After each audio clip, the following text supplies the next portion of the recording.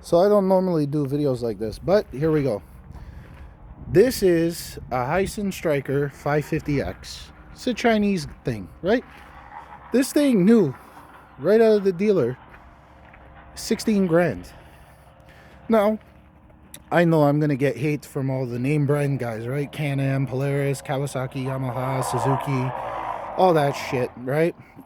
Articat, all you fucking name brand lovers, shut up.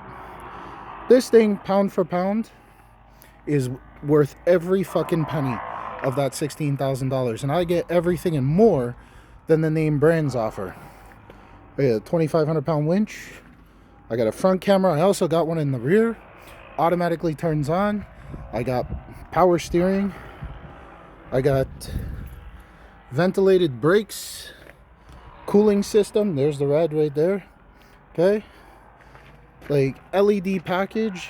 High beam, low beam. Everything. Right? Look at this. Fully enclosed doors. Speakers from JL Audio. Not the greatest, but they do.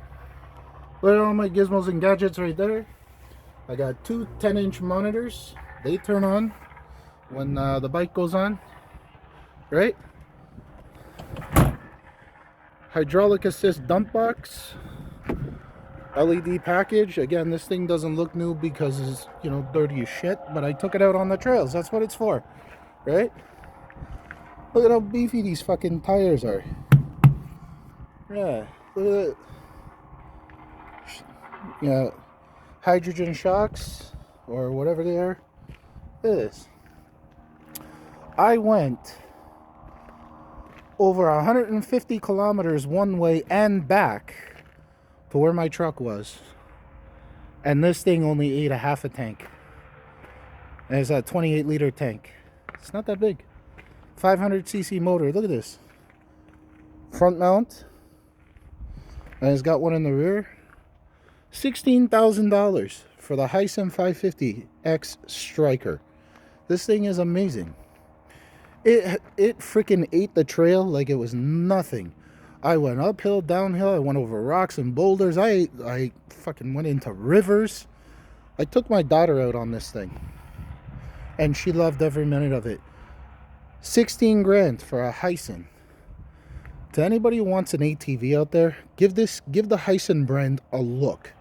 You don't have to necessarily, I'm not preaching to go buy it, but give it a look. Don't turn away from it because it's Chinese.